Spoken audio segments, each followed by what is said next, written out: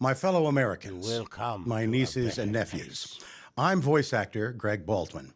Some of you may know me as the second voice of Uncle Iroh and Aku. Now, this year, America turns 250 years old, and I have some very strong opinions about that. I called tonight's show Face the Music and Dance because that is exactly what I think we need to do. Face the music, face our history, face the fact that becoming a more perfect union is a job that's never quite finished. But let's not stop there, okay? Let's also dance. Let's celebrate what's worth celebrating, remember what's worth remembering, and take joy where joy can still be found. If all we do is dance, well, we're living in denial. And if all we do is face the music, what's the point in dancing at all? America is old enough to know that we've been both hero and villain. Old enough to know that neither one tells the whole story. So tonight we're going to try to do both. We are going to face the Welcome to music, a my better friends, and place. then we're going to fucking dance. There may be trouble ahead, but while there's music and moonlight and love and romance, let's face the music and dance before the fiddlers have fled, before they ask us to pay the bill, and while we still have the chance, let's face the music and dance. Soon we'll be without the moon, humming a different tune, and then there may be teardrops to shed. But while there's music and moonlight and love and romance, let's face the music and dance, dance. Let's face the music and dance. You know, it's ironic that here in the Tea House we're celebrating the 4th of July a few days early. Why? Well, because I will be in Canada on the actual holiday itself. Glean from that what you will. I've always loved American history, though. Before, I wanted to become an actor, and this is true. I wanted to become President of the United States of America. And fortunately for our republic, those ambitions did not play out. But my love of history has never left me. The past is prologue. Everything we need to know about ourselves is back there somewhere, and all we have to do is look. So, let's take a look. A clear-eyed look.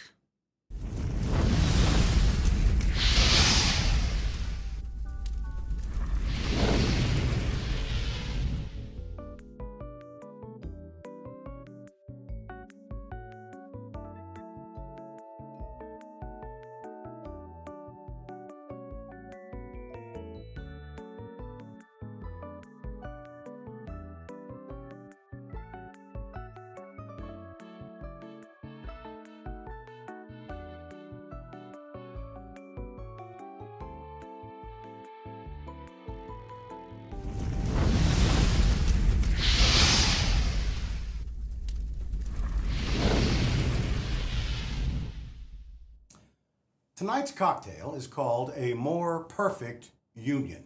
Now the phrase itself acknowledges that our work is not finished. America has never promised perfection, only the possibility of improvement. And that seems like a pretty good name for tonight's libation. It is built on bourbon and apple brandy, two distinctly American spirits, with a little maple syrup for sweetness and a few drops of bitters, to remind ourselves that not every chapter of our story has been sunshine and roses. Still, it has been 250 years, so attention must be paid. I remember the bicentennial year, 1976. My grandfather, Peepop Hamilton, he was the mayor of Freer, Texas at the time, and our entire extended family was vacationing in Red River, New Mexico. It's a Texas thing. Mom, dad, brothers, grandparents, aunts, uncles, cousins, oh my. And we all pitched in to build this enormous paper mache rattlesnake for the big 4th of July parade. And then we mounted it on Peepop's Cadillac and we rode through Red River celebrating America's 200th place. Good times, baby. Good times. Let's get to mixing our drink. You will need a little mixing vessel. I'm gonna fill that up with a little ice here. It's great, it's great. I gotta tell you, it's great to have an ice machine. But man, these things really need a lot of maintenance. I tell you, you gotta clean these things out once a month, and you start getting these nasty black flecks in the ice, and nobody wants that. So, okay, I filled the mixing vessel, and I also have a little rocks glass over here. Tonight we will be using Bulleit bourbon. When I travel, I generally take Bulleit along with me. Here's a tip for you guys, because it's much cheaper than hotel bars. Because of Bulleit's unique bottle style, it's a very heavy bottle, so you wrap it up in some clothes, maybe some bubble wrap if you got it, but clothes will do it. This bad boy will take it. Put it in your checked luggage, and man, you do not have to spend $50 a cocktail at the hotel bar, although sometimes I do that too. Anyway, all right, we will start. We will need, we're gonna go with 2 ounces of good bourbon, good old American bourbon there from Kentucky. There's 1. We're going in here for 2. And of course, you know what they say in Kentucky and elsewhere, y'all, the 3rd time is charmed. Smooth. All right, so we got our bourbon. Now, an interesting ingredient. I bought it specifically for this drink, some apple brandy, which I've never had. Again, a lot of these drinks I've never had myself, so you never know. Maybe it'll be good, maybe it'll be bad. I guess we'll find out. We're gonna add 1 jigger of apple brandy. Nice generous jigger, like so. I don't think I'll do a shot of that. Again, I don't know what it is. Now, for that sweetness we talked about, I got a little maple syrup. I'm sorry to my friends in Canada. This is Costco maple syrup. But next week I'm going to have the maple syrup when I get up there in the Great White North. We're going to do about a half jigger, depending to your taste. Actually, I like things sweet, so I'm going to go actually about 3/4 of a jigger. I've got a little maple syrup in there. Now, a few drops of bitters. Now, the recipe actually called for Angostura bitters, but I actually have sour cherry bitters. And I was thinking, that kind of works for a theme, right? George Washington chopping down the cherry tree. I cannot tell a lie. Some presidents cannot tell the truth. But okay, I'm not going to go into that at all. It is the 4th of July. We're not going there. I'm going to add a couple of, maybe 3 or 4 drops of that there, like so. And then, I just want to give it a nice mix, right? You want to chill it. Keep it nice and chilled, a little gentle stir. Bada bing, bada boom. Like so. I'm going to pour it into my rocks glass here. So strain it in. I like this mixing receptacle because it sort of keep the, well, now there it goes. So it's trying to keep the ice in. Well, it works for the most part. Yeah, for the most part, it does its job. And this also is his tequila. I forgot this was a gift from someone. I love it. Anyway, all right. So, ladies and gentlemen, boys and girls, behold the more perfect union. Like America itself. It starts out a little sweet. It develops complexity, and it leaves just a suggestion of bitters behind. And speaking of bitter and sweet, while we're on that subject, let's not pretend 1976 was this idyllic golden age. It was 2 years after the Watergate scandal. The Vietnam War had just ended, the country was divided and angry and wondering what the hell came next. Does that sound familiar?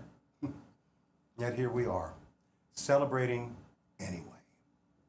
Tonight, our work is not finished, but we're still standing.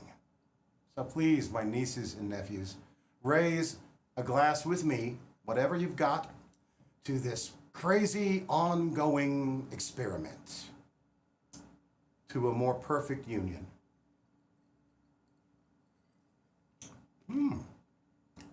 That's very tasty. All right, thumbs up. We'll be back in a moment, folks.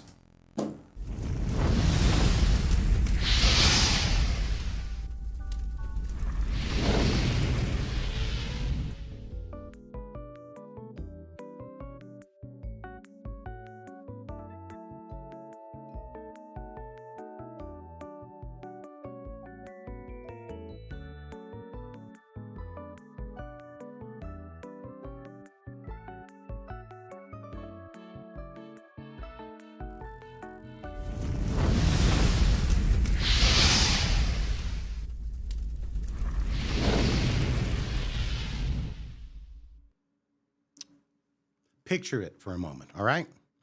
Somewhere in America, little dive bar on the 4th of July, fireworks popping outside, neon beer signs glowing in the window. Now most folks are outside, they're celebrating, but at the far end of the bar is this gaunt old man. Lanky, very lanky, white goatee, very weathered face. If I had the budget, I'd show both the bar and him to you, but you're just going to have to imagine it, all right? And this guy's name? It's Sam. He has accomplished wonders, and he has made some serious mistakes. Somehow, against all odds, he's still here. So, my friends, let's join him. I'm buying.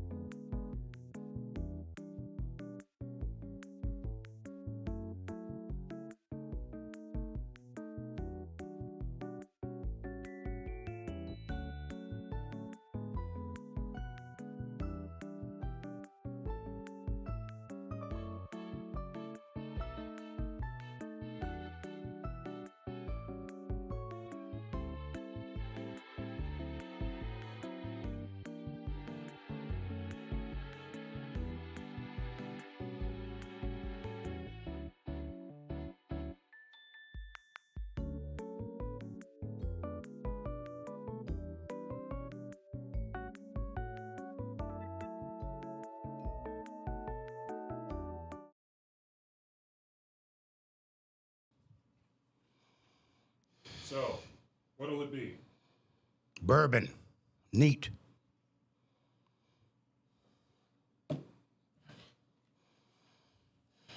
Rough day? Son, I've had rough centuries. You don't look a day over 200. What's your secret? Low expectations. That's it? Oh, hell no. Bourbon helps. You ever think about calling it quits? Every goddamn election cycle. Then why don't you? Because every morning, I wake up thinking just maybe today's the day these crazy sons of bitches finally figure it out.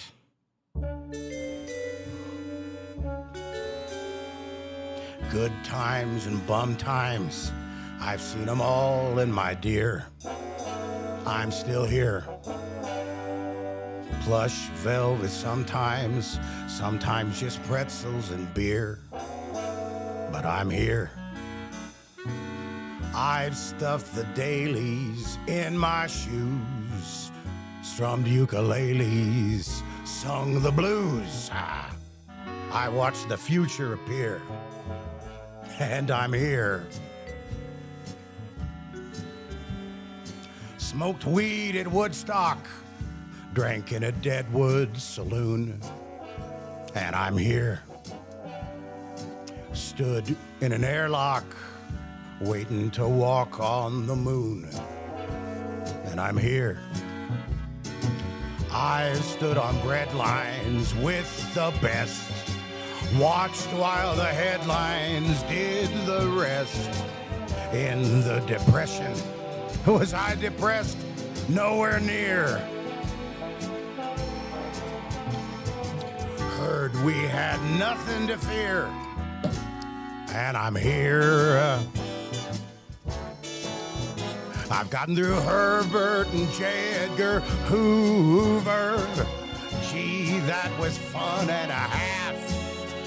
When you've been through Herbert and J. Edgar Hoover, anything else is a laugh.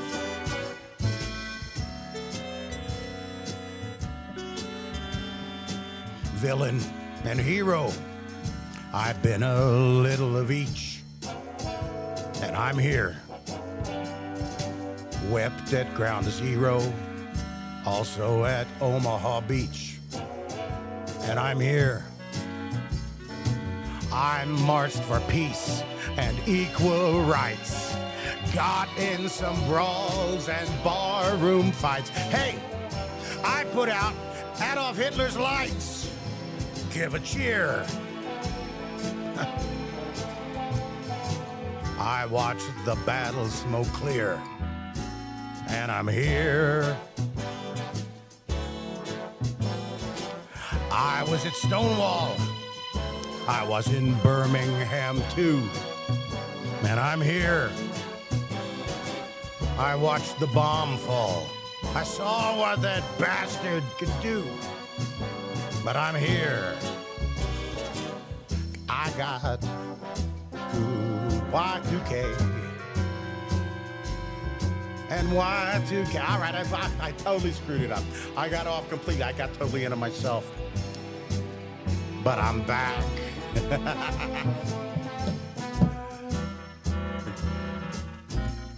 And now the things, but I'm here. You know what? We're gonna roll it back. I'm gonna do it again. You guys want to see it again? I got lost in my thoughts there and totally screwed it up. So we're gonna reset. I'm gonna reset the teleprompter. We're gonna do it again. It's a really good song. I think it deserves to be done properly. Would you please roll your finger? Just roll it back. Go down the other direction. The other direction. I was doing pretty good. I don't know where I got off. Keep going, keep going, keep going, keep going, keep going. You're doing good, doing good, doing good, doing good. All right, there we go. We're gonna do it again because I think I really enjoyed doing this. So I hope, is the chat down with me doing it again? Chat, you down with me doing it again? Yep. The bourbon was hitting me and I They're down. was getting a little bit too much into it. So hit it again, baby. We're back with Sam.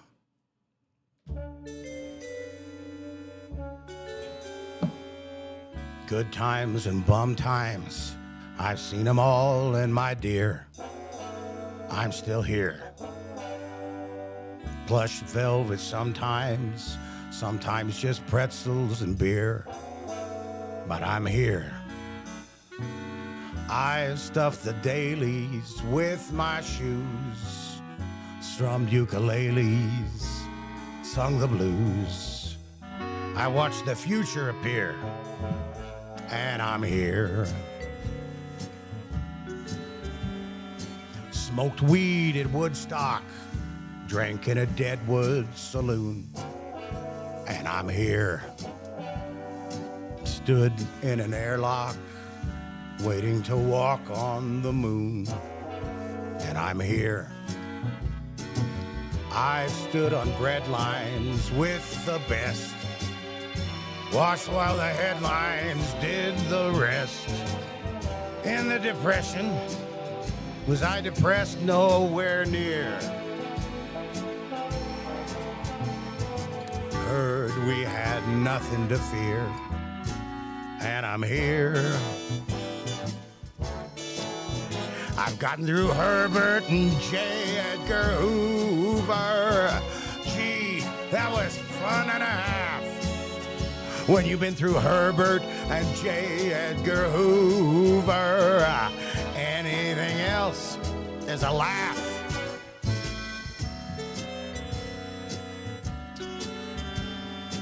Villain and hero, I've been a little of each, and I'm here. Wept at Ground Zero, also at Omaha Beach, and I'm here. I marched for peace and equal rights, got in some brawls and barroom fights. Hey, I put out Adolf Hitler's lights. Give a cheer. I watched the battle smoke clear, and I'm here. I was at Stonewall. I was in Birmingham too, and I'm here.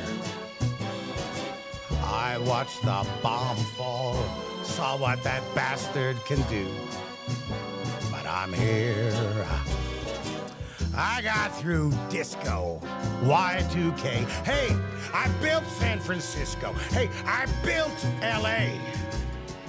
Been from career to career to career.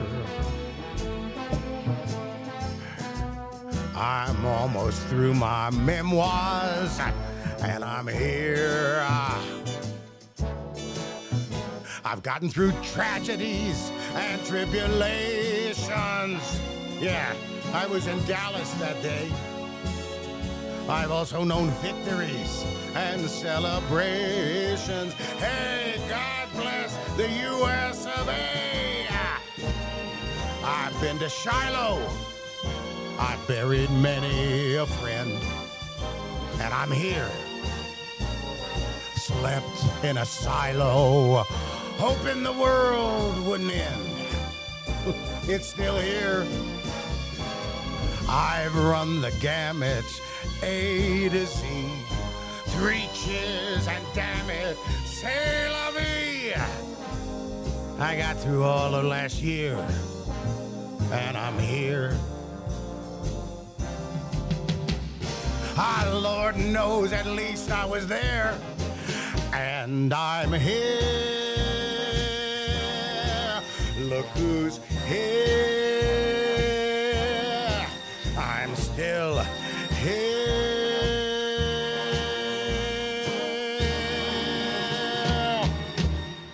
Hit me again.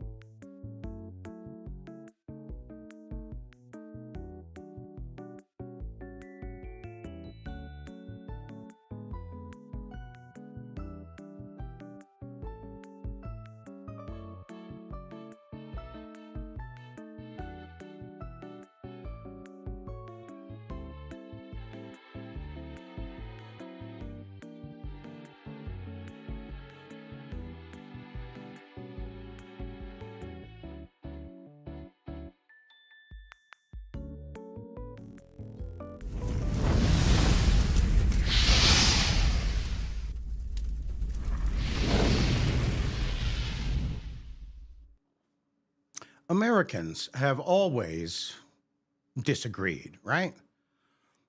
But what worries me is that we live increasingly separate lives. We get our news from different sources. We inhabit different social media bubbles. Now, a few years ago, I was at a fan convention somewhere. I honestly don't remember where. I've been to a few fan conventions, you know. Anyway, it was very late in the day, and I was absorbed in this conversation with a gentleman about Star Wars and Star Wars fan theories. We talked for nearly half an hour. And it was not until we were wrapping up that I noticed his hat. It was not a MAGA hat. A MAGA hat is hard to miss. No, it was a QAnon hat. And I realized then that this man and I had absolutely nothing in common, except we did.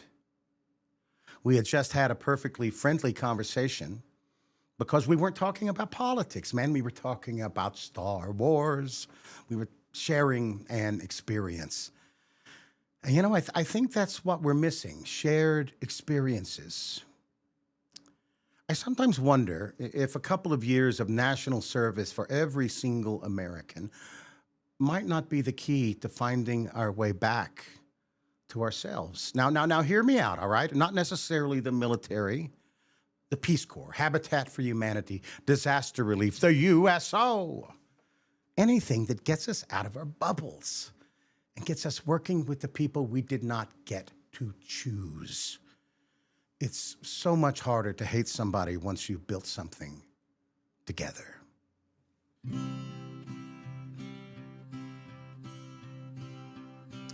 Many's the time I've been mistaken, and many times confused.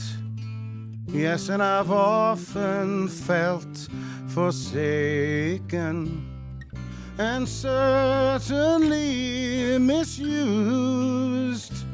Oh, but I'm all right. I'm all right. I'm just weary to my bones. Still, you don't expect to be bright and bon vivant so far away from home. So far away from home. And I don't know a soul who's not been battered. I don't have a friend who feels at ease. I don't know a dream that's not been shattered, driven to its knees. Oh, but it's all right. It's all right. For we lived so well so long. Still, when I think of the road we're traveling on, I wonder what's gone wrong. I can't help it, I wonder what's gone wrong. And I dreamed I was dying. I dreamed that my soul rose unexpectedly, and looking back down at me, smiled reassuringly. And I dreamed I was flying, and high up above, my eyes could clearly see the Statue of Liberty sailing away to sea. And I dreamed I was flying. We come on the ship they call the Mayflower. We come on the ship that sail the moon. We come in the age's most uncertain hour, and we sing an American tune. Oh, but it's all right. It's all right, it's all right. You can't be forever blessed. Still, tomorrow's gonna be another working day. and I'm trying to get some rest. That's all, man, I'm trying to get some rest.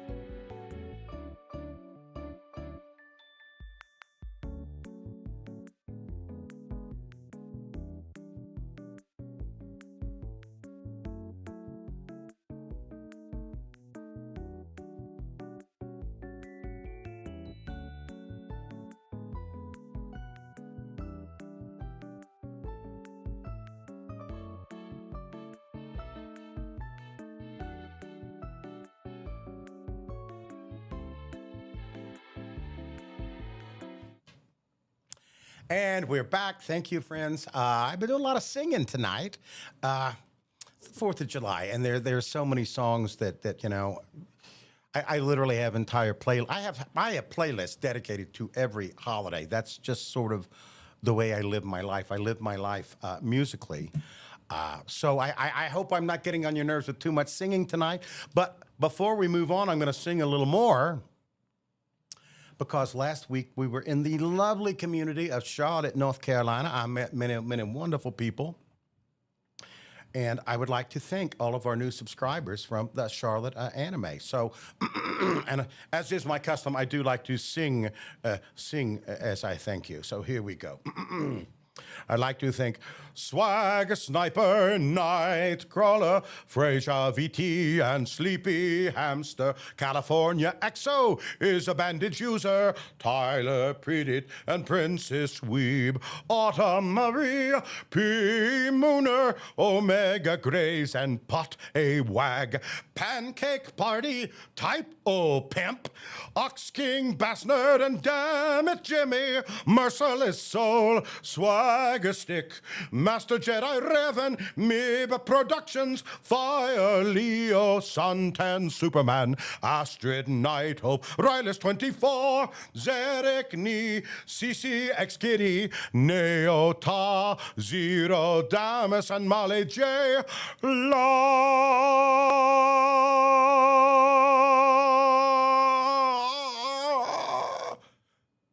Did I leave anybody out? No, you got it. All right.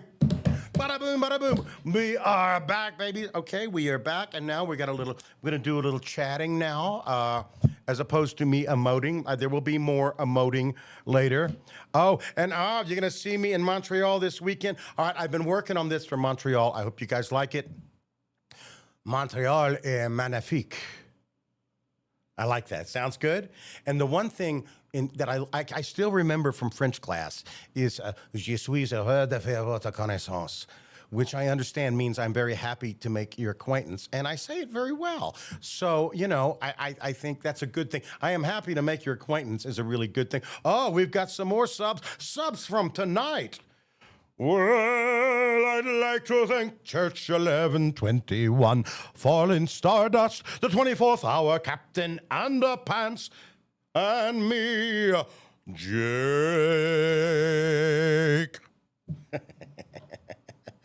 I did like the new coaster. It is an outstanding coaster. You will see it up here shortly. The problem is I have to unpack. I'm going out every weekend now, so I'm having to literally, lots of times, honestly, I got to admit, I throw in some clean underwear, you know, some clean socks, just leave the clothes. I've got and off, look at something right here. No, Oh, sorry. good. I didn't mean to signal. And you know what, ladies and gentlemen, let's say hello to our good friend Matt. Matt, come over here, man. Come into frame. Say hello to our friend Matt. Matt would like to. Last week, Matt had to leave. Matt, how's your grandmother? Come on, back in the frame. Come on. Come on, have a seat. How's your grandmother? She doing good? Yeah, she's doing great. She's doing good. She's okay. It was Yeah, good. it was just food poisoning. All right. Well, I'm glad we could not do the show with that. We always have to say hello to our good friend Matt here.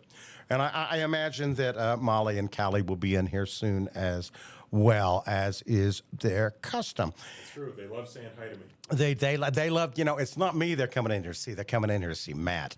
All right, let's get back to this. I was a little, because, I'm an actor. I always go, damn it. I got into the moment. I stopped looking at the teleprompter. Then the teleprompter stopped working. It's like, oh, damn it. But actually, I'm kind of glad. Thank you guys for letting me go back and do it again, because I was really very proud of that particular number. It was, it's always fun when you're writing and I wouldn't say not parody lyrics. These were simply new lyrics to Stephen Sondheim. A timeless conundrum is officially back. Hello, timeless conundrum.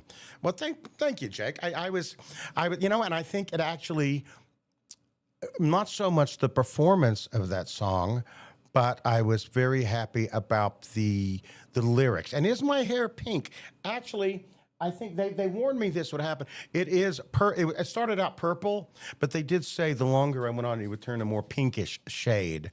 And here's the thing, what I have learned since I did this to my hair is that people, and just random people, not just people at fan conventions, will come up to me and say, wow, they'll start smiling and they'll say, I really like your hair.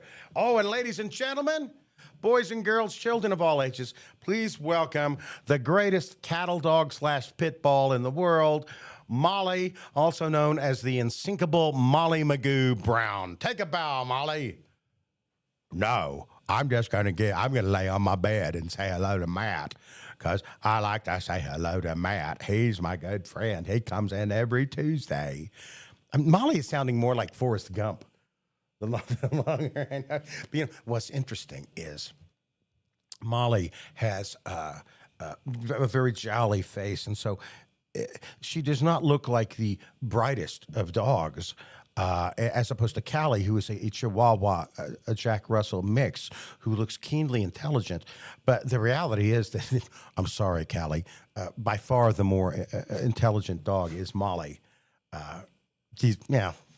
We're gonna do a whole show about dogs in August. We're gonna do a show in August called Dog Days, and moving into that, I'll say, please, send in pictures of your dogs. Tell me, let's talk about your dogs. Buddha. I see Amandelea 1993. A dog. He tilts the head when she barks. I find that Molly also. I've never had a dog that will actually watch TV. And Molly will actually sit next to me and actually watch the TV. Oh, I see. Grand Slam. You mentioned Aku. Well, next week, the script is already done. Next week, the tea house is going to be taken over by our friend Aku. We're mostly talking about, looking for the light and everything. Next week's show will be called Look for the Light, You Insignificant Worms. I think it's going to be a lot of fun. I enjoyed writing it, and it's sort of nice. As I say so much of the fan conventions, we all aspire to be more like Uncle Iroh. But every now and then you have to have an Aku day. Ooh, Blondie, your dog watches Star Wars. Hey, that's pretty cool, man. I talk about dog. And what I love is for most of my life, especially when I had a day job, I still have a job, but I basically only work on weekends. But, every 5 days a week, you're out of the house for 9 hours. And, I would pet the dogs when I came home, but I didn't really get to, oh, Crackle Moon, I'm so sorry. I have no doubt that your father is looking up down at you from the spirit world. Down at you from the spirit world. Let's do that. And smiling at you. I screwed that up. Terra Sinube. Have I ever told you, you nieces and nephews, the secret of how I stole the voice for Terras Anube from the Clone Wars? This is the voice for Terras Anube. The value in moving slowly is one can clearly see the road ahead now. The funny thing about that line is Terra Sanube says that. If you know how Terra Sanube ends up, maybe he should have moved just a little bit faster. That's all I'm saying. But the thing about Terra Sanube's voice is This is his voice. And if you go back and you watch the very first two Harry Potter movies, when Richard Harris is still playing Dumbledore, you will find that I totally stole the voice from Terra Sanube. I'm so sorry. Now you know. yes, I was very sad when I saw him in Obi-Wan as well. I really, really, really loved that character. And it was sad to see him in the Inquisitor's Fortress. But I also really, especially of all the Star Wars Disney shows, I really did like Obi-Wan Kenobi. And certainly Andor. Everybody loves Andor. But I don't know. I kind of liked it. I loved especially Little Leia. Little Leia was, I think, one of my... you got something to say, do you? I never worked with dogs and kids. You'll upstage you every time, my friends. If I could choose a Kyber crystal, what color would you pick? Well, there has been some thinking about Sanube's the color of his lightsaber. People would say it's white, and they say, no, it's actually very pale blue, but it does look very white. And I would love... I don't know why there's not a Funko Pop or an action figure of Terra Sanube, because any Jedi Master that literally has a lightsaber in a cane, it's pretty amazing. Speaking of which, that's while we're on the subject of Jedis, there we go. Jedi Order, baby. Master Jedi right there. May the Force be with you. Iroh would get along with Splinter. He would get along with... we have talked for some time about commissioning an artist because he used to love those black velvet paintings of dogs playing poker. You guys know what I'm talking about, or is that? Yeah. And Timeless reference. yeah, Everybody will. and I've thought, I've actually voiced these mentors, and wouldn't it be funny to have Iroh and Terra Sanube and Splinter and who else? There's another one I'm leaving out there. Terra Sanube, Splinter, Iroh. I know I'm leaving. From in a video game. What's the guy's name from the wise turtle from Kung Fu Panda? Oogway, thank you, Oogway. I voiced Oogway in one. Thank you very much. I've Oogway in one video game, so I think it would be kind of cool. Yeah, it would be a cool thing. I would like to see it. All right, let's have another taste of this More Perfect Union. And what is it? What is it that you're drinking? It's called a More Perfect Union, and it's pretty darn good. 2 jiggers, 2 ounces of bourbon, 1 ounce of apple brandy, half an ounce of maple syrup, a few bitters. Mix it up in a chilled, in a mixing pitcher. Get it good and chilled. Pour it over the rocks. Not bad at all. Someone had asked earlier, how long have you been mixing drinks for yourself? Is that like... How old am I? A long time. Last week, as I said, the very first time I ever got drunk was I was 15 years old in Texas. It's a Texas thing. Don't judge. Also, it was the 70s, okay? Do not judge. Pitties are the best dogs, and they have it makes me sad that Pitties have such a bad rep because, honestly, Molly is the sweetest dog that we have. And, for what is widely considered to be a ferocious dog, the ferocious dog is Callie. Callie is the... I've seen it. She's always starting fights. Callie is the one that'll run out. If we hear a noise, Molly might go out and do her big ferocious bark and do one bark, and she'll run back inside here, and then Callie will go out and deal with it. And speaking of Mako, you mentioned Mako 3 tries.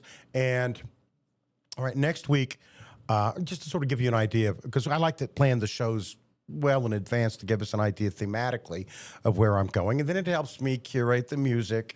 I know I got a lot of music. I got the music in me. Next week will be the Aku Takeover show, and it's a very funny script. And tonight's going to be a little sentimental, a little thought-provoking.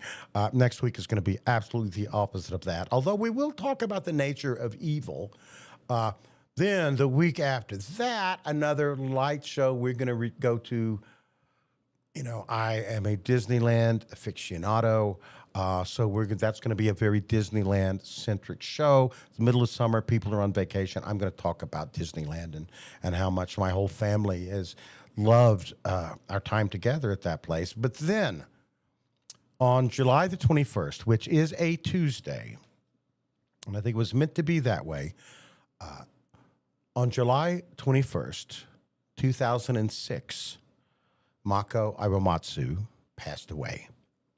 So it will have been the 20th anniversary of his passing. So we will honor Mako on the 21st, and we will also honor my brother. And this is an interesting, destiny is a funny thing. Mako died on July 21st, 2006. My big brother Dale died on July 21st, 2016. So exactly 1 decade after Mako. So we will pour one out for both of them. And we will talk about, and I will talk about as well,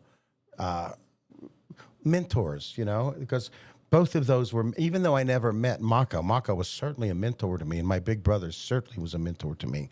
He was Dale was a jock, and when somebody, had a problem with his little brother, his little theater kid brother, my big brother Dale was the first person to put the fear of God into those people.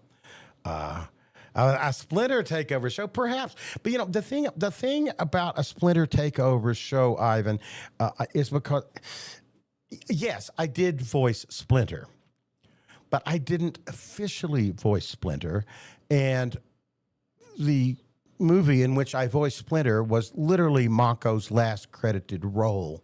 So I've always felt really, really squishy about that. Because I'm credited as additional voices. Now, the actual,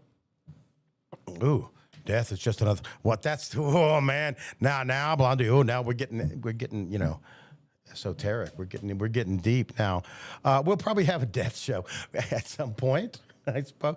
Well, not. I mean, in some ways, all of the shows are a little about death. Everything I talk about probably touches on death just a little bit because.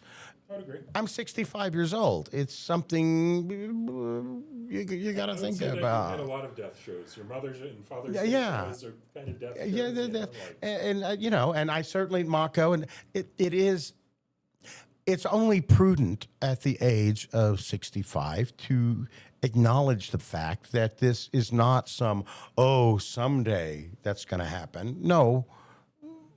Yes, I am 65. I am absolutely 65. I will be 66 in September, and we'll do a birthday show, which will probably be another death day show.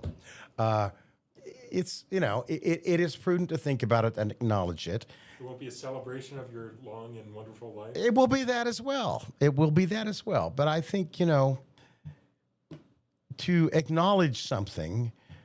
To refuse to acknowledge something is to give it power over you.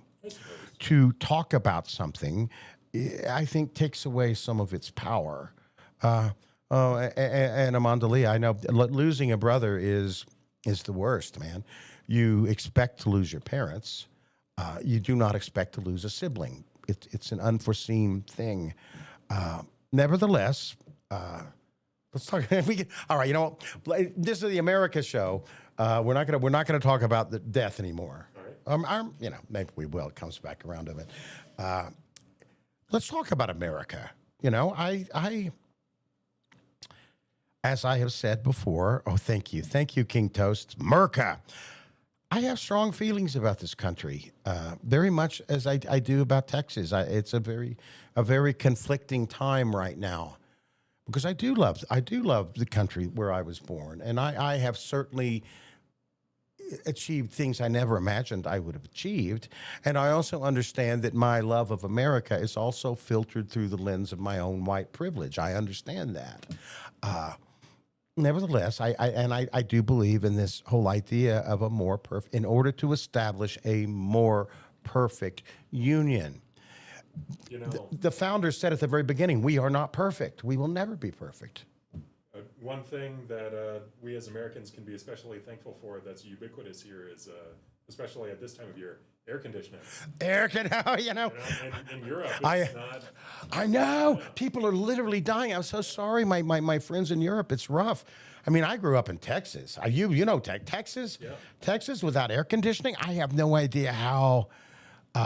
Yeah, exactly. We won't do any death talk until we get that rapture on the next chat segment. Then we'll talk some death, baby. Death. I was actually, before, when I was getting ready for the show today, I actually did play it a little bit.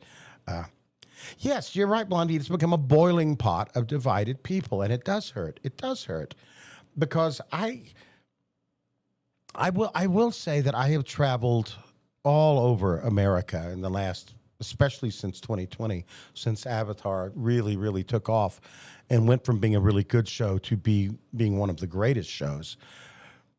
And I know, to pick up my phone in the morning or to watch television, it would seem that we are all at each other's throats. And I just have to say, and I don't know, I think it's sort of, the people that you meet at fan conventions are the sort of people that would go to fan conventions, and so therefore that's a very specific sort of person.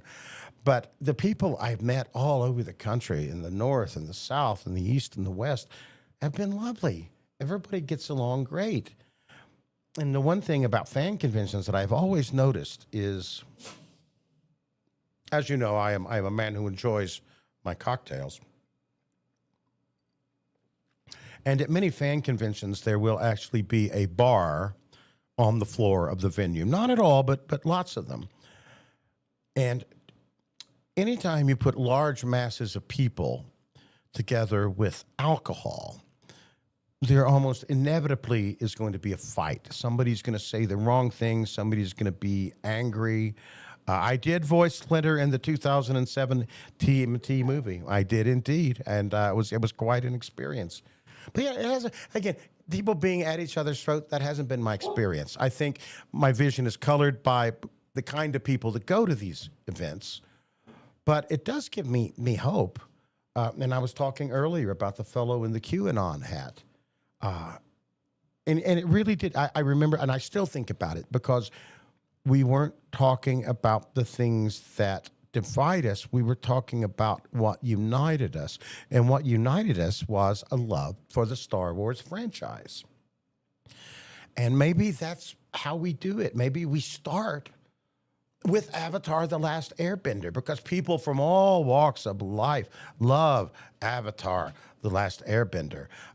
What were my favorite memories of Avatar and Legend of Korra? Mainly, I was terrified the whole time, but it was kind of fun meeting Mark Hamill. And honestly, when the first time I walked in, and I was so intimidated by Grey Delisle and Dante Bosco and Mae Whitman and all of these people that I considered just, they were celebrities. One of my greatest memories about being involved in both shows, Korra and Avatar, is getting to know these godlike humans I had thought of as humans, and moreover than that, just as friends. And yes, Grey Delisle did. Grey, if you're listening, probably not because you're so busy.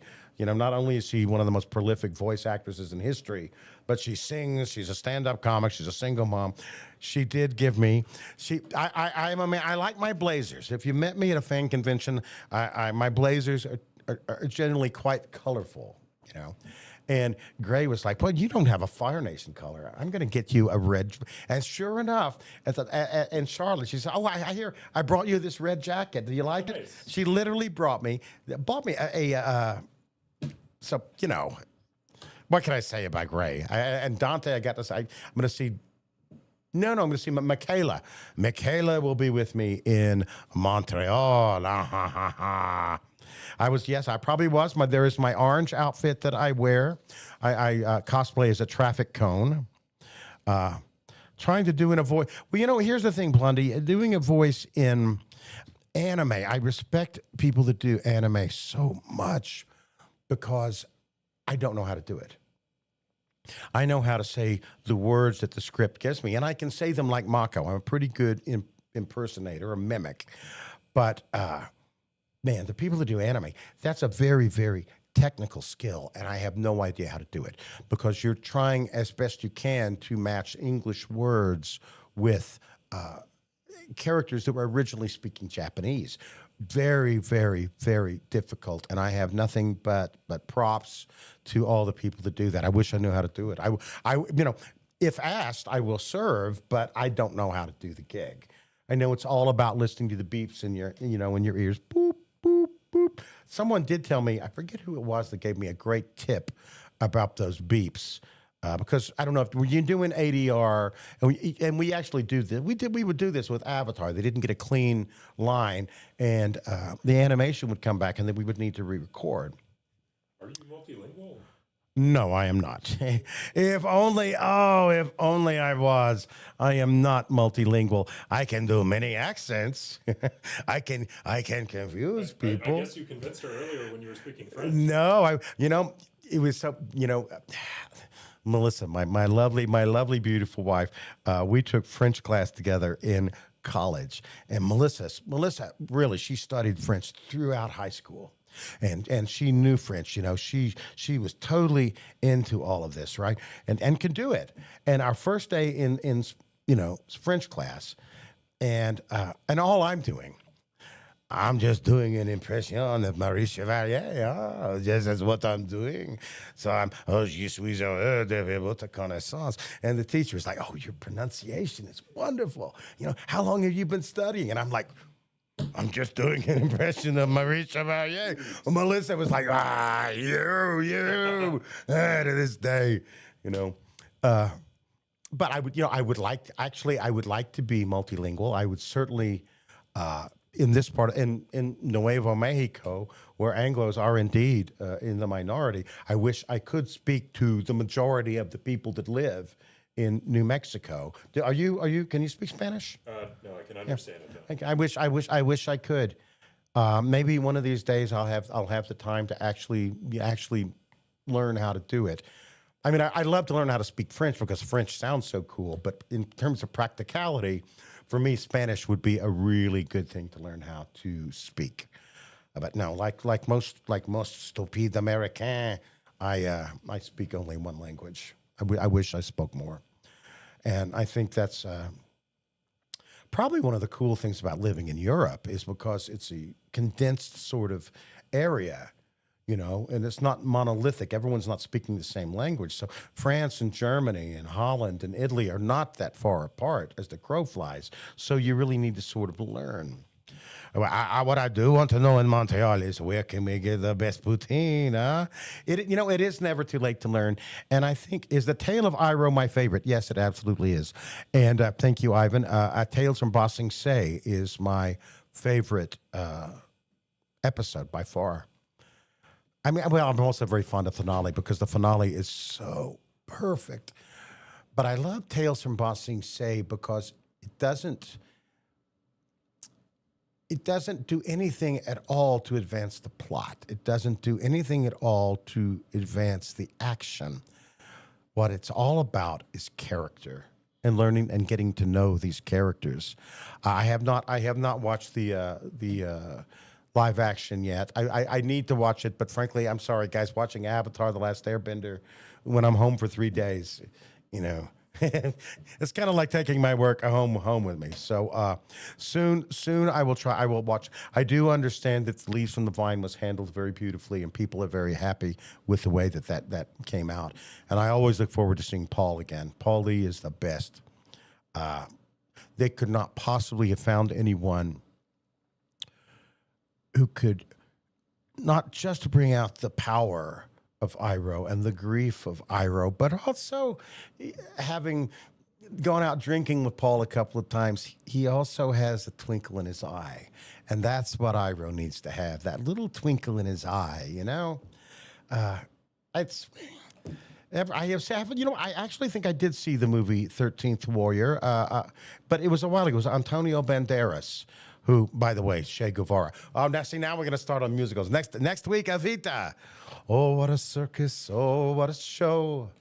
Argentina has gone to town over the death of an actress called Eva Peron. All right, enough of that.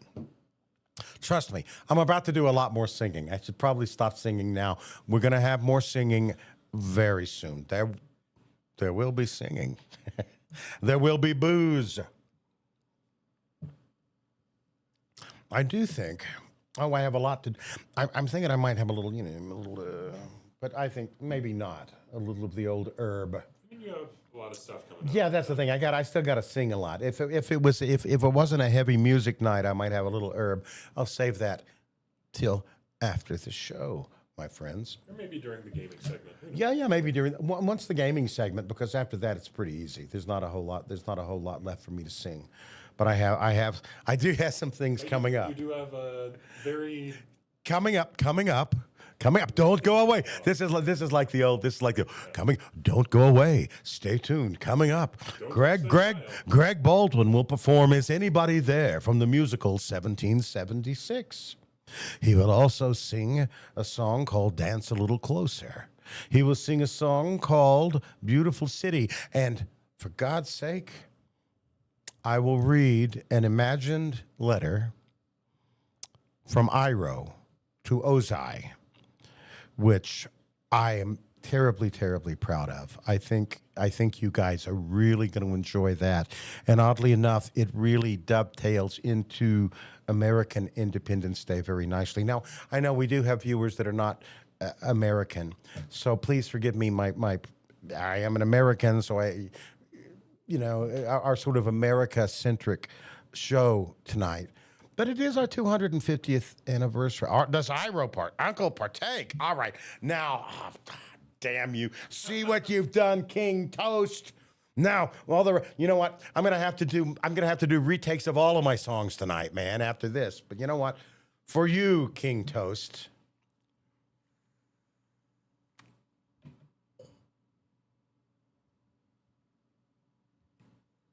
Happy 4th of July, friends. We will be back momentarily.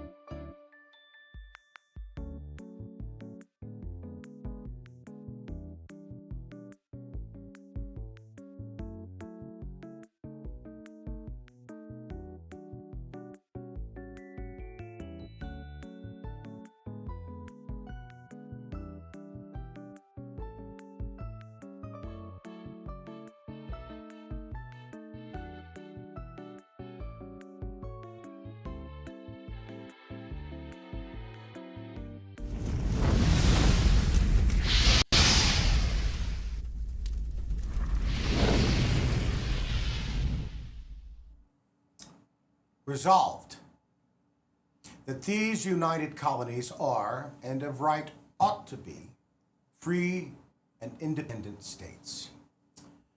Now, I have loved the musical 1776 since the year 1973. In fact,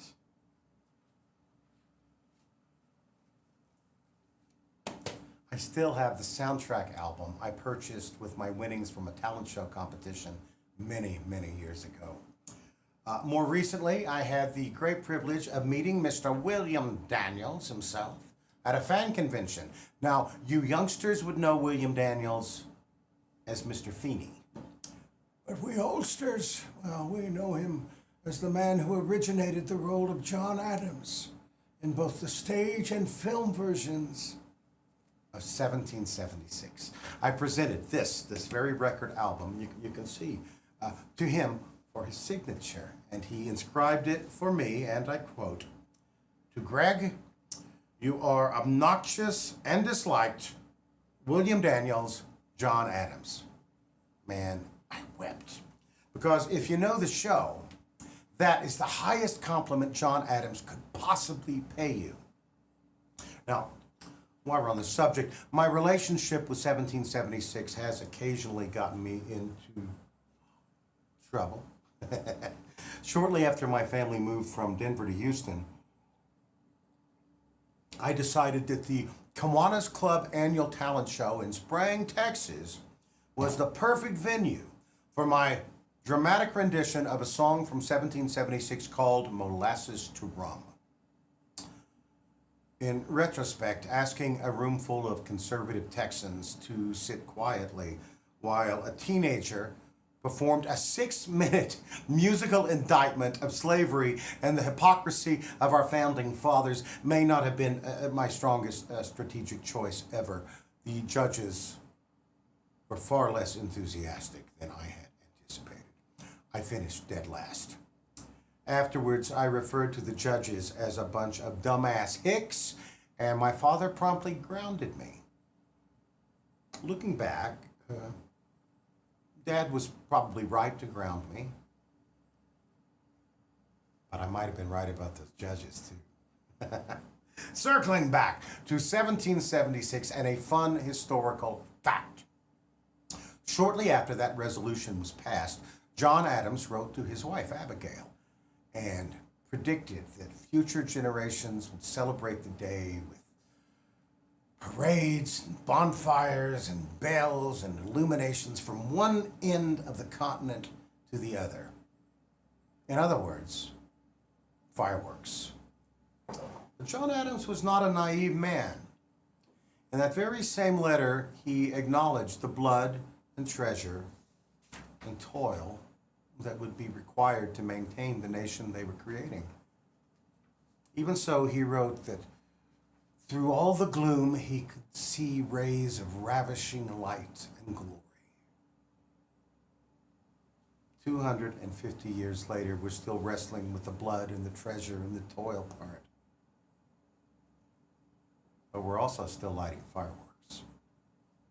We're still looking for the light. This next song, it asked a question that echoes across the centuries. Is anybody there? Does anybody care? Does anybody see what I see?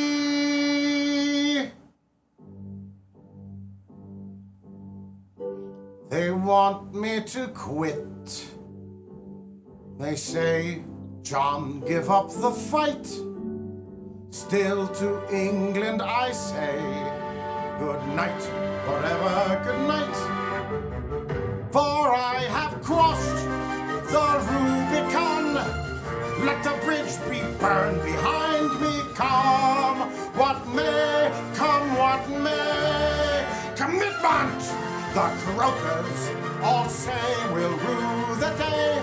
They'll be held to pay in fiery purgatory. Through all the gloom, I can see the rays of ravishing light and glory. Is anybody there? Does anybody care? Does anybody see what I see? I see fireworks. I see the pageant and pomp and parade. I hear the bells ringing out. I hear the cannons roar. I see Americans, all Americans, free forevermore.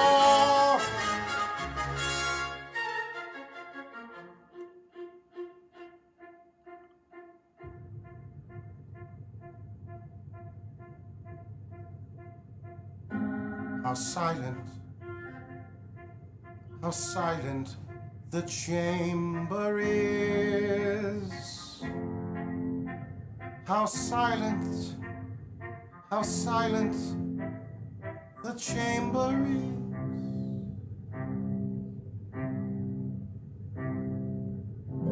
Is anybody there? Does anybody care? Does anybody see what I see?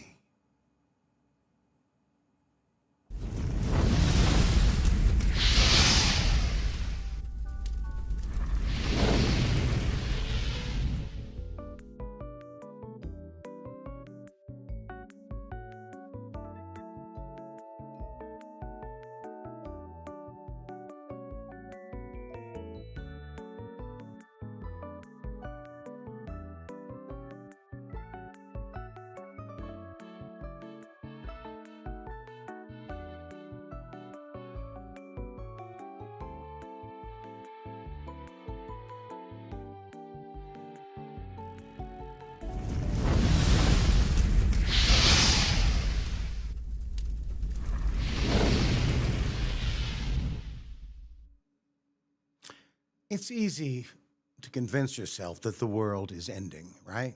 Turn on the television, open social media, read the headlines.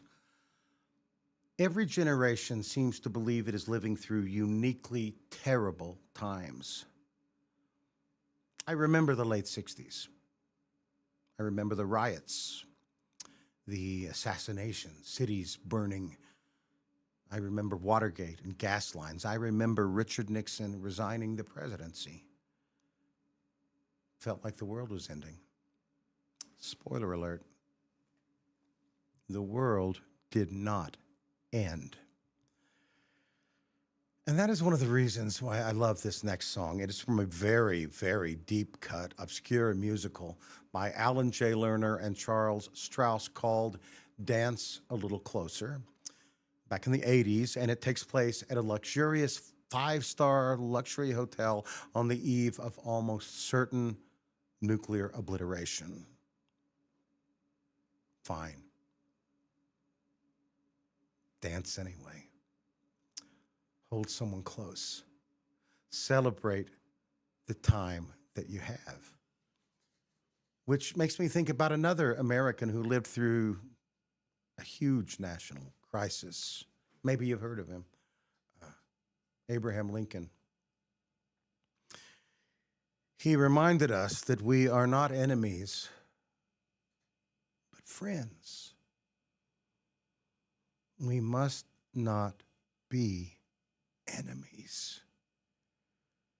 And maybe that's the assignment, okay? So class, ready? Begin.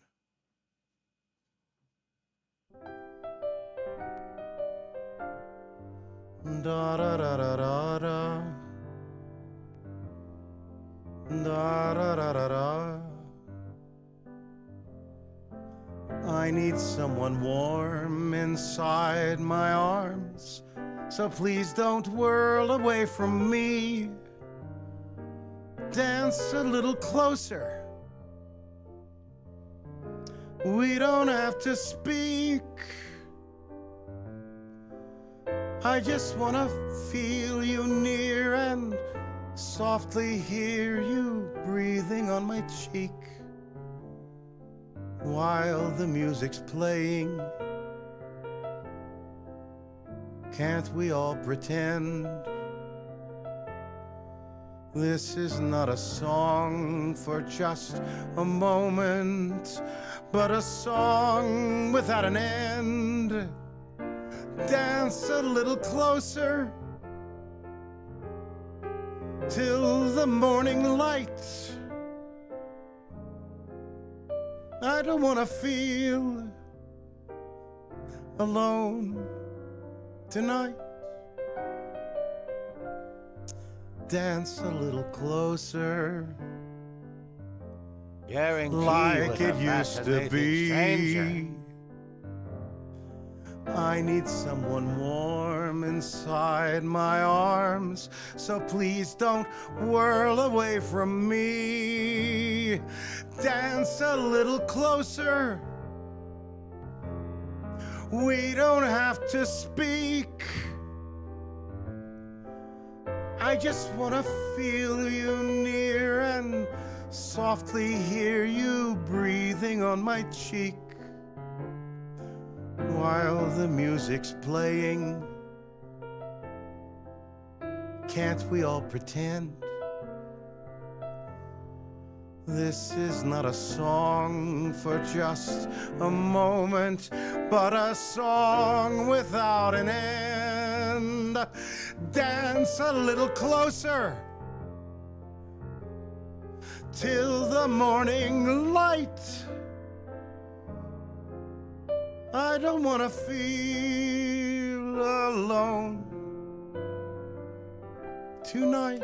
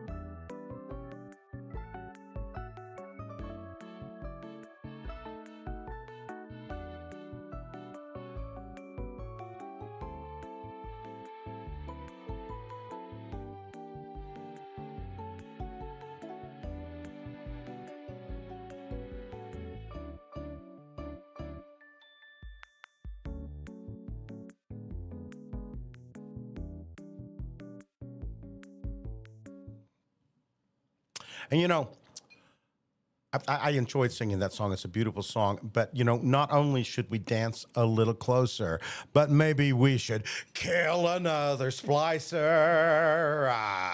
Let's play Bioshock. If I see a splicer, I promise I will promptly clean his clock. And I say I can't. I say I can't do improvisation. All right, guys, we are going back. This is a variety show. You get a little bit of everything. You get a bit of laughter, a little bit of tears. We'll talk a little bit. We're gonna play BioShock, you know. And here we go. We're going back in. I actually did. I've been playing it a little bit, so I think, you know, maybe I'm getting better. We'll see how this goes. All right, here we go. Yeah, and dance, kill another splicer. I've seen all kinds of. This is kind of cool. Oh, what have we here?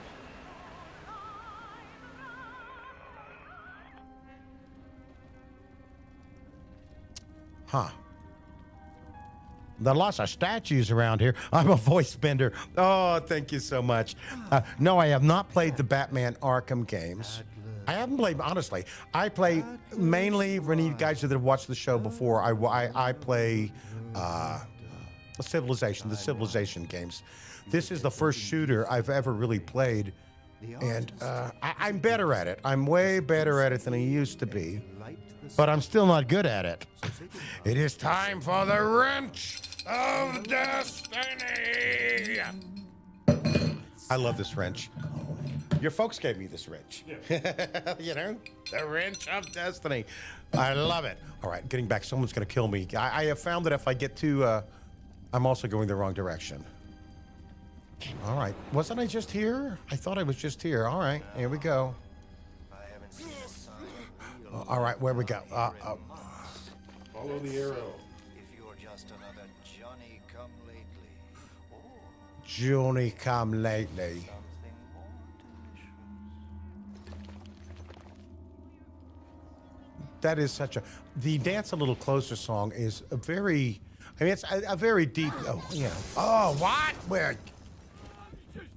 Who's there, man?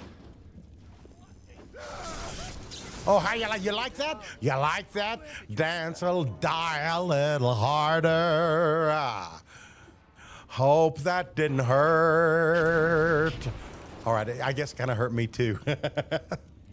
Bum, bum, bum, bum. Bringing that one back. Bring it back. Hey, you know, it's an oldie but a goodie, man. All right. Oh, did I search? What's...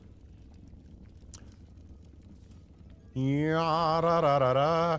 I think I'm going to keep incinerating for a while. I'll search. Nothing there. All right, we're going to the metro. All right, going to the metro.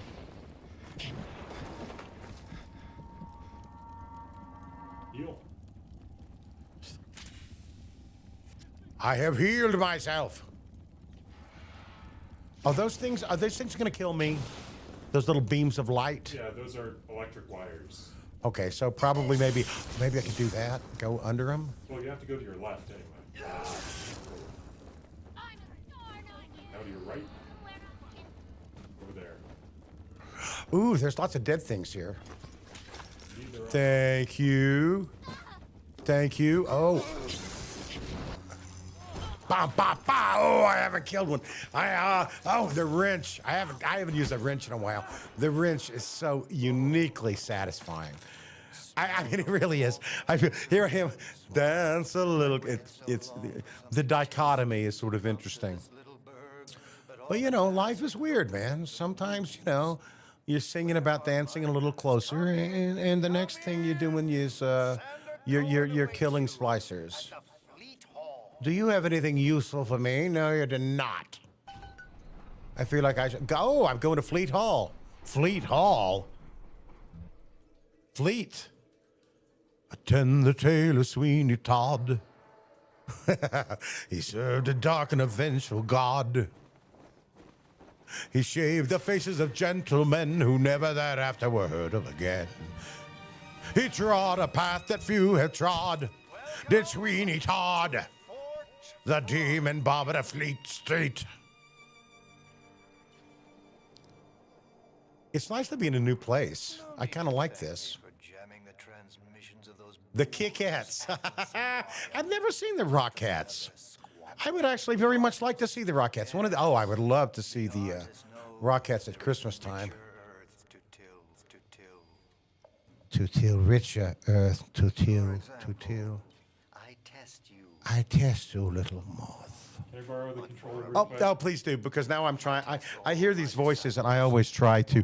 Pretty women, Just know that fascinating. Chris is here, and it's gonna see you, and then the drones are gonna come.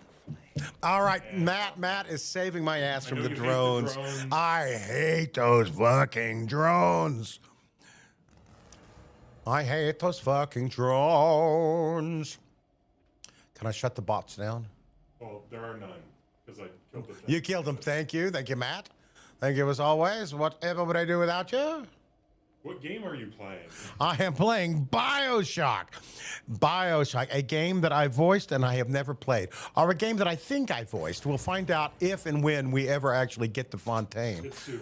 If really, Yes. it's getting soon. Yes. You mean we might actually be through with this by Christmas? I don't know about that, but you get to hear him in the next level. At least. Oh, okay. So I actually get to hear him. All right. I am guessing there's something I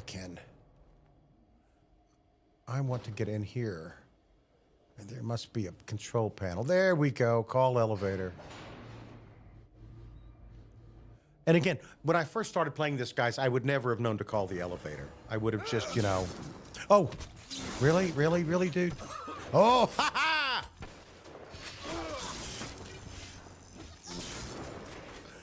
There's something I have to tell you, man. I do understand why people love shooters so much. It is incredibly cathartic in the world which we sort of talked about already that we live in. It is.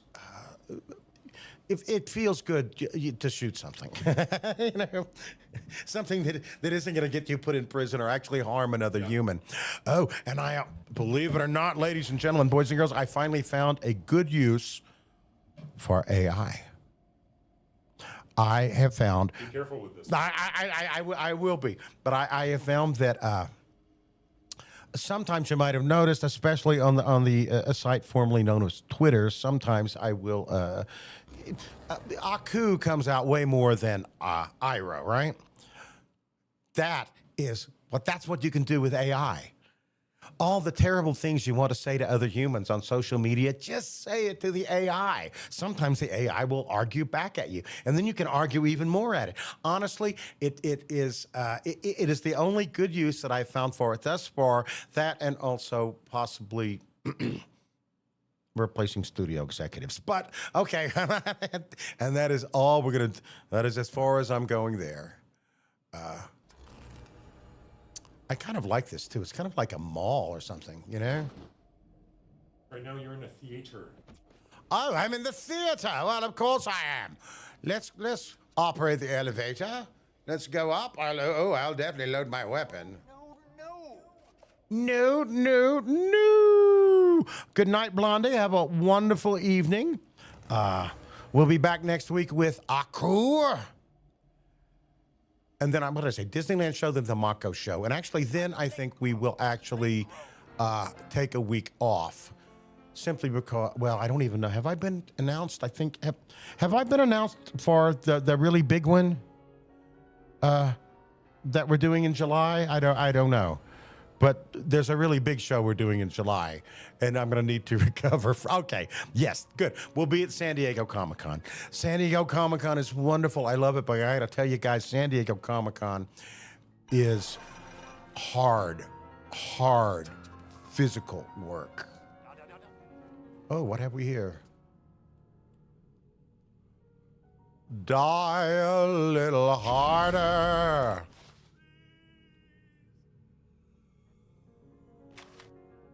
Oh, I didn't want to go. No, I don't want to do that. Let's do.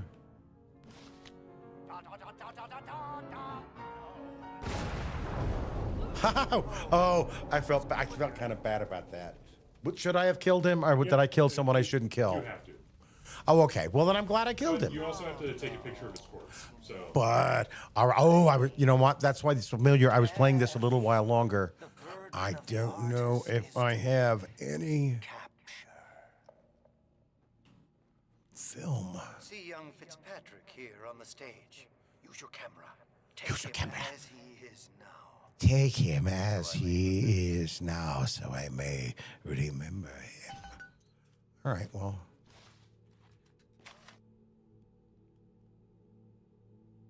I have no film. No, you do. You have Oh, I do. Oh, I just have to load it? What are you waiting for? Fitzpatrick X? can't hold that pose No, it's a forever. weapon, so you shoot with it. Oh! Boom! Ha ha! And now I have taken a picture of you. And now you've got Fitzpatrick caught. Thank you. I've got Fitzpatrick, Sander Cohen. Callie. The eye of the shutterbug. Oh, is Callie in here? Oh, you guys are lucky. We have been blessed with Queen Calafia Manelli Our collaboration. of the Queen Calafia Manelli of the Espanola Waggly Bottoms. Yes, that's it. Find. All right, I'll find you. But you know what? I am not venturing further with the camera. You know what? I think, guys, we're going to do the wrench. The wrench is incredibly satisfying. We're gonna.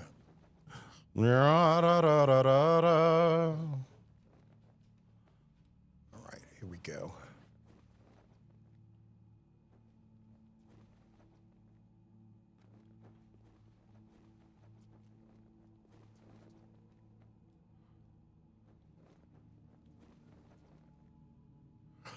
Are these like just people that have been, So the statuized, basically? the boss of this area is kind of a psychopathic artist, and these are all people that he is encased in plaster. Oh. So I'll actually kill them if I they're wrench already them. dead. Oh, they're already dead? Oh, say, okay, so He probably did that to them while they were alive. That's why they look like. But that's why they're bleeding, even though they look like they're. yes, exactly. All right. Well, I won't do that anymore. That's very mean of me.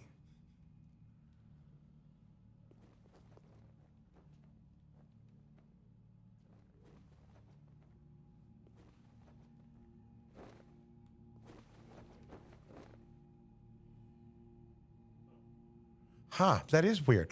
I have never come across an unknown item. All right, how do we get over there? I assume maybe jump?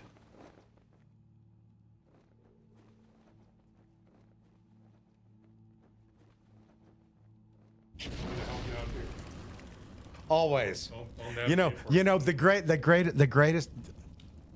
This is the greatest way to play a game, guys, because I got somebody here. When I get stuck, I got somebody. I think all old geezers need to have someone young in here with them playing the game to get them out of the hard parts. I know why you've come, little moth. Your own canvas on your paint with the blood of a man I once loved. Yes, I'll send you to. But first, you must be part of my. I am at all. Basically, guys, I'm a mimic, so I hear the voices, and I inevitably start to sort of do them myself. You know. Oh, that's a masterpiece. When I Yeah. am dust. So the point of this level is you got to find 4 people, kill them, and take their picture. Did that first one, now you got to do 3 more. 3 more. Okay, all right. I can kill people and take their picture. And I'm pretty sure you'll have the arrow the entire time. So Good. The arrow is very important.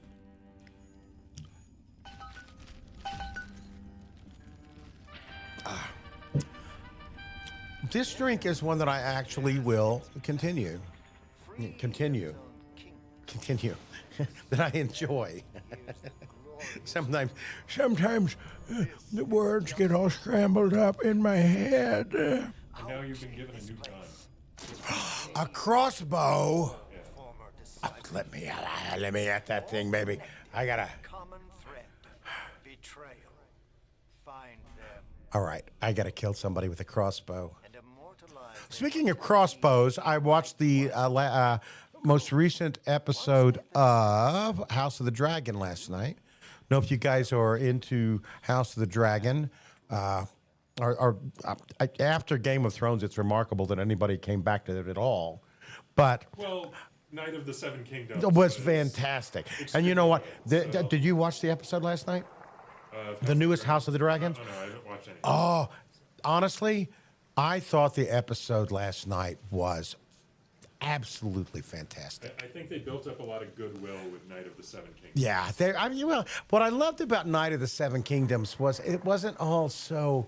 I mean, it was still bloody and gross, but it also had a sort of a sense of fun.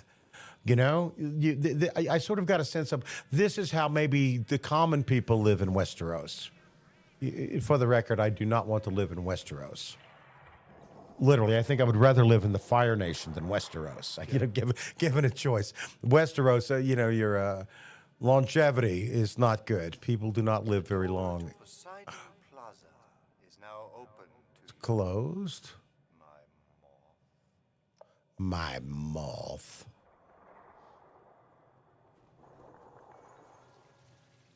Poseidon's. Hang on. Let me see if I can get the arrow to reappear. I want my arrow. Yeah, I'm sorry. Me and I my- know I just said I need my arrow. What if I had my own dragon? If I had my own dragon, it would be very bad. If I had my own dragon, I should not be allowed anywhere in the vicinity of the District of Columbia. Basically. Yes. No. Although it's sort of interesting. I watched them when I watched that, and they ride the dragons, and yes, there were dragons in the Fire Nation. It seems to me the riding on the dragons, and for that matter, riding on Appa, must have been rather cold. You know. I mean, I guess we're never really established how high Appa is flying or how high the dragons are flying, but we're assuming they're flying over mountains. I think probably 10,000 feet is probably a good, you know? Yeah, but I have to assume that the airbenders have something for that. Like, maybe Aang is, like, constantly, passively, like, weaving, like, a shield around Yeah, him or maybe there's something up there. like that. Because I would think, you know, it would be not only that, but the oxygen. And it's a fun fact about Albuquerque. I'll share with you now if I haven't shared it with you before. Denver is the Mile High city. Albuquerque is the almost Mile High I city. don't think the arrow's coming back. I know I just said it would be. All right, so I'm just going to wander around and see what I can find, and if I run into anything, kill them. Exactly. Casino? I'm always one for a casino. Would you live in Westeros if you had your own dragon? You know, I might live in. Well, I mean, if I was of a noble house, absolutely, I would live. No, but although you know what, not true. That's what I mean. It sort of sucks for everybody because the poor people, it definitely sucks for. But if you're in a noble house, someone is always trying to kill you. So I don't know. Westeros just does not look like a lot of fun, man. If I'm going to live any place, all right, fictional universes. Neverland would be cool. I would like that. The Star Wars universe wouldn't be bad, but also fraught with danger. Honestly, if I could live in, and for that matter, so would the world of Avatar: The Last Airbender, fraught with danger. If I could live in any, It probably depends on where you live. on where you lived, but again, and it also depends. Are you a noble family? I would not want to be in the Fire Nation royal family. That's a target on your If you're just back, like a man. tea shop owner in Bussing, say you're probably Yeah, probably. But you know where I'd like to live? Where? The Star Trek universe. Oh yeah. The Star Trek universe would be all right, man. And what I love about Star Trek is its humans. Oh, vodka! I will drink vodka.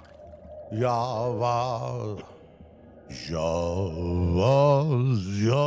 Jadroja, heaven bless you, what nostrovia, to your health, and may I we. mean, like on a Federation planet. On a Federation planet, not on a Klingon planet.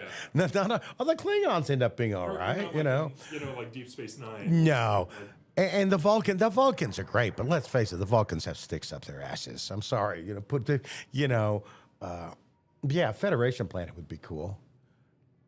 And the did the Romulans kind of sort of chill a little bit within the canon, or were the Romulans always sort of like, bad, Vulcans? Hang on. Does this do anything? Up. I don't think so. Jacob is trying to find a way for the arrow to appear, but Well, it doesn't want to. Thank you, Jacob. Thank you for helping an old man. It's kind of fun though, just to wander around. Worst case scenario, if you truly get I mean- lost, I'll play for you and we can do that. Right now, I am literally just wandering around, drinking all the booze I can find. Not altogether. Yeah. Woohoo! We're having a party. Party in America. Actually, Rapture is. I was thinking about this. A coworker asked a guy, there is red vodka? I would. Unfortunately, Russia is such an odd place, but I always have been very interested in Russia. I would love to visit there someday, if it ever happens. They say St. Petersburg is one of the most beautiful cities in the world. And believe it or not, many years ago, I wrote a musical. Because, again, as we've established, I love history. And this was in the early 90s, before my kids were born, and I had time. Just out of curiosity, how many musicals would you say you've written? I've written what I personally written. Yeah. I've written two, actually. I wrote the musical. I was in the '90s. It was a musical called Commies: A Red Review.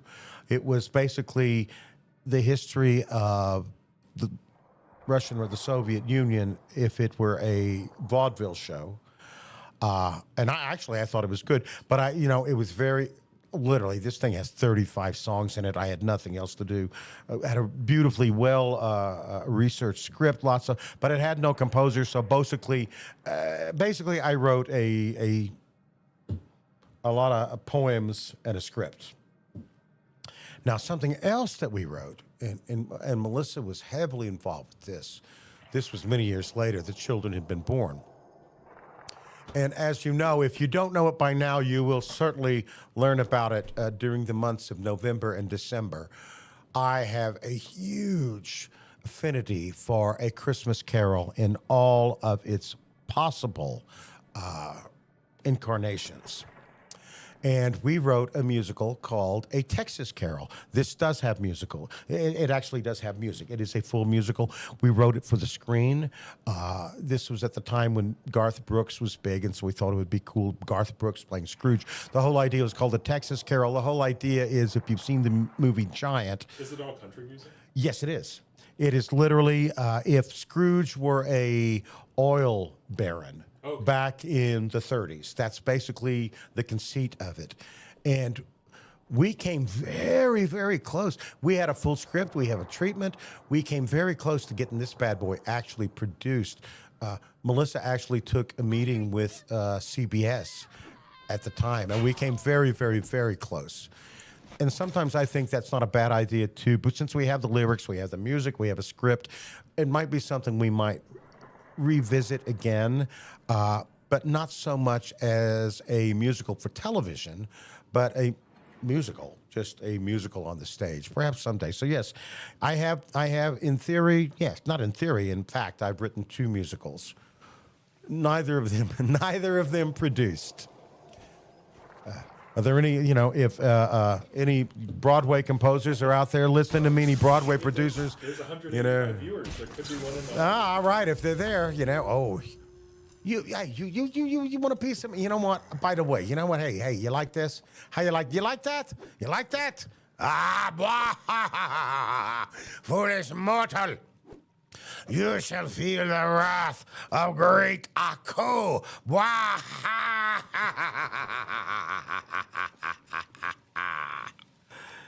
Yes, I would very much, honestly, 3 tries. I would love it someday if the geopolitical situation ever happens. I would very much like to visit Russia. It's an interesting place. They're interesting people. And I like vodka, Oh, a friend from Uganda visiting. So I am glad, Greyhood, you tell your friend from Uganda, welcome to America. We're actually pretty chill. Don't believe all the things you see, man. We're pretty chill, except for when, for that, sometimes we just like randomly, kill people just because they're walking around, and we take their shit. All right. And I'm sure you've seen all the videos of foreigners coming here for the World Cup. I have. I did. I actually read. I was on the site. Oh, run, coward! I am gonna kill you. I am gonna catch you and kill you, motherfucker! Sorry for my salty language, folks. No, actually, I'm not sorry for my. Not at all. The beautiful. I believe the phrase that I recently coined, and I think we might actually do T-shirts. My pocket full of fucks is completely depleted, or almost depleted. Oh, what? Search you. Hack. How am I doing with money? Quite a bit. $37? Yeah, sure, man. I'll take it. I'll do it. Oh, Molly has returned. Molly has returned. He's a good girl. Hello, Molly. Come on up here and see me. There's my girl. Come up here. Ah, there she is. There's my girl. All right, I'm gonna get it. I hope you don't get killed by a splicer while I'm biting you. What a good girl. You are. You're beautiful. You're beautiful. You don't like that, huh? You're beautiful. It was a compliment, man. I told you you're beautiful. Dogs. They make us better people, better humans. I've always been interested in figuring out. I would love to know. I mean, I know probably way, way back, many, many years, obviously, caveman time, we were probably sitting around eating meat around a fire, and the wolves or whatever they were at that time probably sort of came around the fire, and we started throwing them bones. I think that's probably how it started. But I love the fact that, and I don't really include cat. I've had cats too. I'm a cat lover, but of all the alien species that we have encountered as humans, the ones that we communicate with the best are dogs. And I don't know why that is. You know what? Oh, well.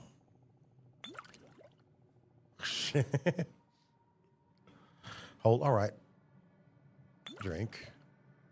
Drink, drink. What's that? More booze, booze bombs. All right, so I am just getting hammered here, guys. I love the fact though it doesn't. If only life were like that. Where you're Yeah, only drunk. yeah. I drink a bottle of Merlot, a bottle of vodka, and then all of a sudden, 2 minutes later, oh, I'm fine. I feel good again. Gun turret. All right, we have got to get out of here. If I ever get out of here, there's no button, there's no arrow. But it's fun. What is this? Cigars? I do believe those are cigars. No, I've had enough of the booze. My God, I can't believe I said that. Jeez.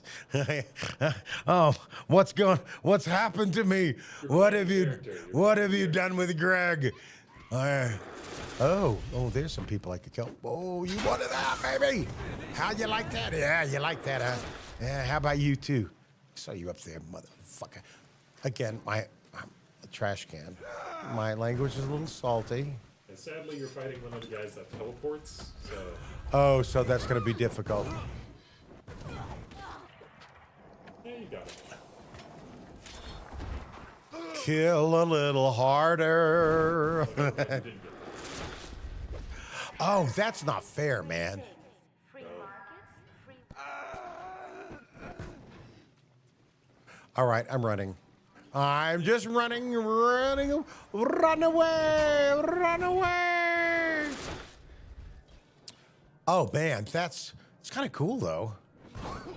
I mean, but how do you fight these guys? Probably with another weapon. It's not, uh-oh. Oh, yeah. Bum, bum, ba-bum, bum, ba-bum, ba-bum,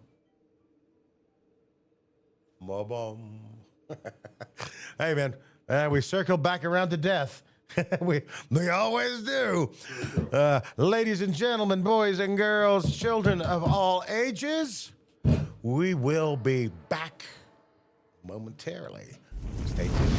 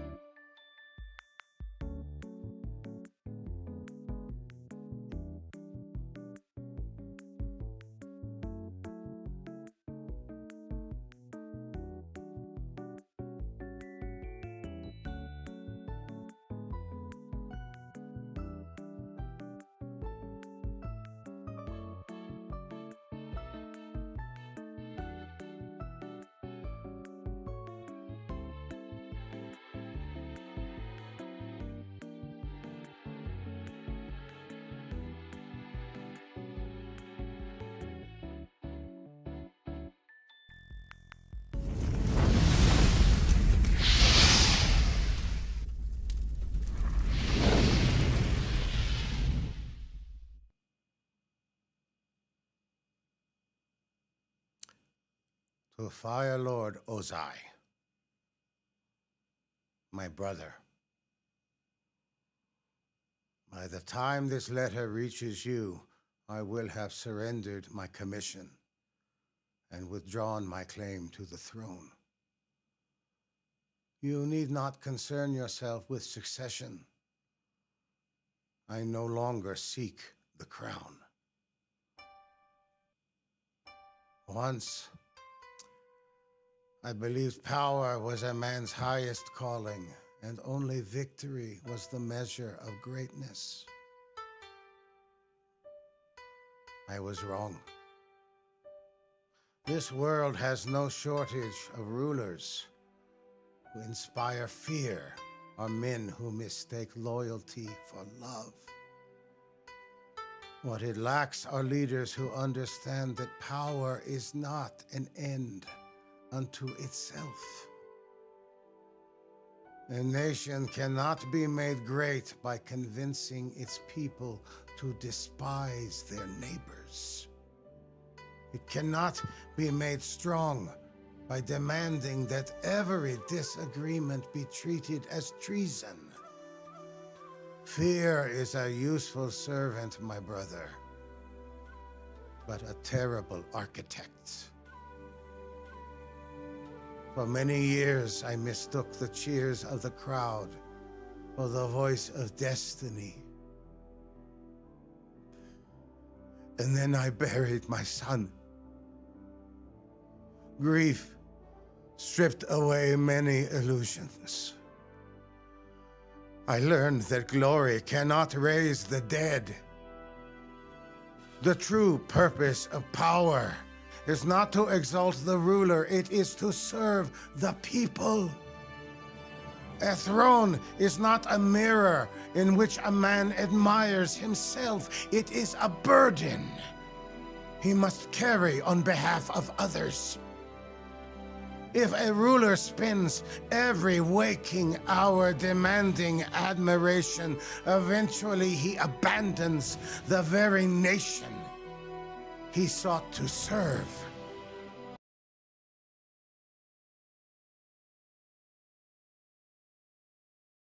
Victory belongs to the strong. Perhaps I have found that history remembers something else as well.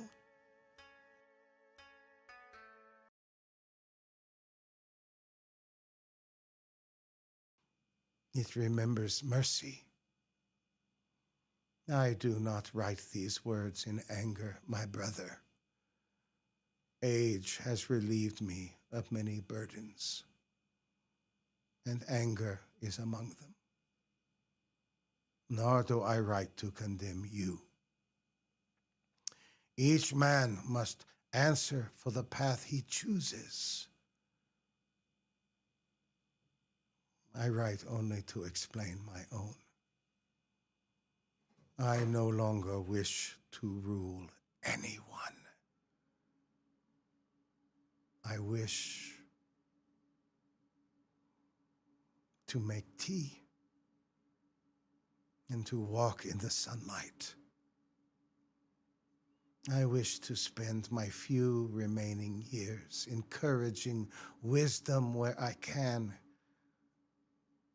and offering comfort where I cannot. You may regard this as surrender.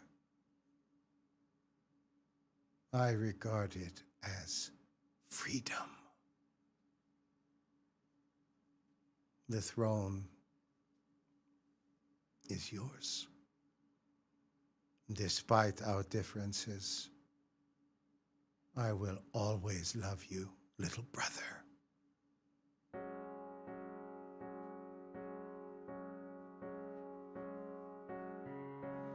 Out of the ruins and rubble,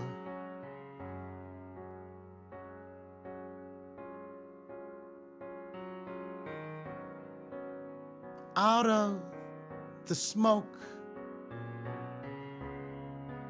out of our night of struggle, can we see a ray of hope?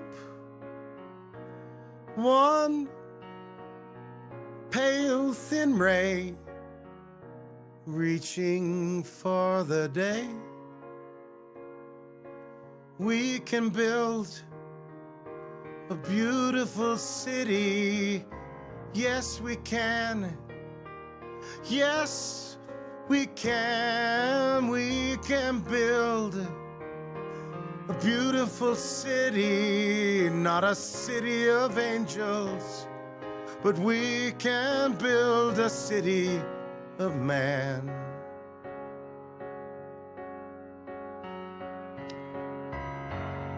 We may not reach the ending,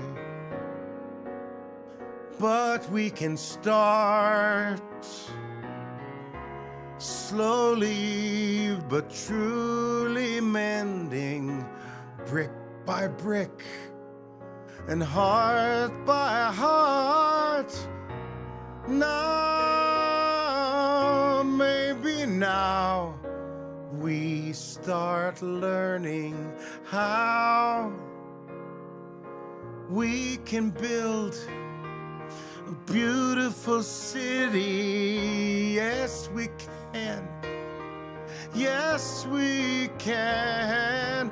We can build a beautiful city. Not a city of angels, but we can build a city of man.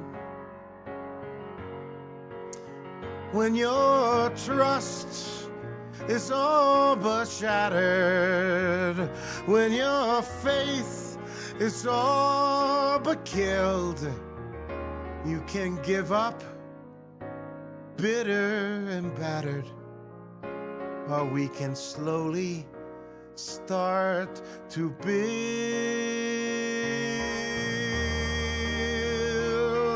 a beautiful city. Yes, we can. Yes, we can. We can build a beautiful city. Not a city of angels, but finally a city of man. A city of man. A city of man. A city of man.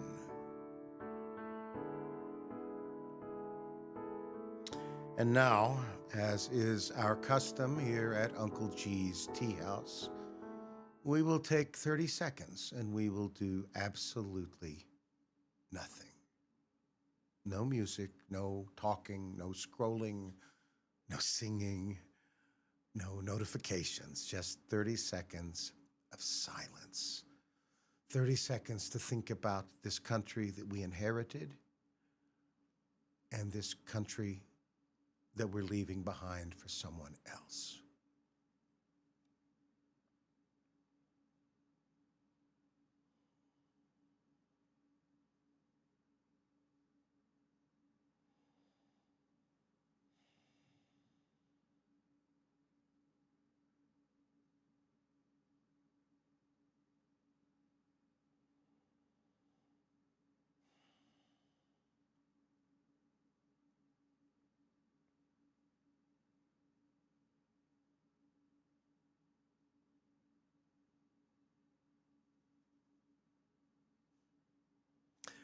Well, my dear friends,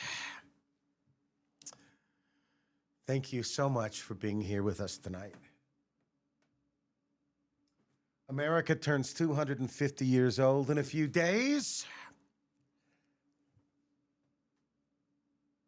Come on, guys. We'll see. We'll see how this goes. America turns 250. Totally harsh on my groove, Mr. Teleprompter, but technology, what can you do? It wasn't during the song. The song I knew. Anyway, America turns 250 years old in a few days. She has accomplished remarkable things. And to paraphrase the late, great Carl Sagan, you're an interesting country, an interesting mix. You're capable of such beautiful dreams and such horrible nightmares. America has made mistakes. She's broken hearts and she has inspired dreams, but somehow she's still here. And maybe that's true of most of us. I think it is. Tonight was not about pretending everything is fine. Everything is absolutely not fine. We have very good reason to fear the future. But tonight was about facing the music and then finding the courage to dance anyway. Thank you so much, friends, for spending part of your evening with me. So let's sing our way out.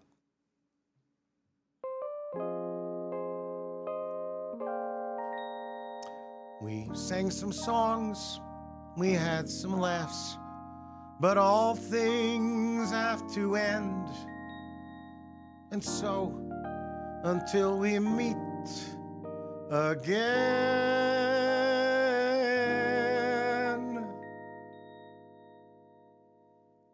destiny is your friend. That's our show, folks. Woohoo! A few quick pimps and plugs before we go. Follow, like, subscribe, clip, chat us up. I'm a dad. Don't make me have to come back there, guys. As I said, this weekend I will be in Montreal for the Montreal Comic-Con. So if you happen to be in the area, please come say bonjour and point me towards the best poutine, eh? Next Tuesday, we will hand the keys to the tea house over to Aku himself for a very special episode called Look for the Dark, You Insignificant Worms. I suspect wisdom will be in short supply and evil laughter will be abundant. Until then, nice transition. Until then, be well. Be happy. Be kind. Happy 4th of July. Good night.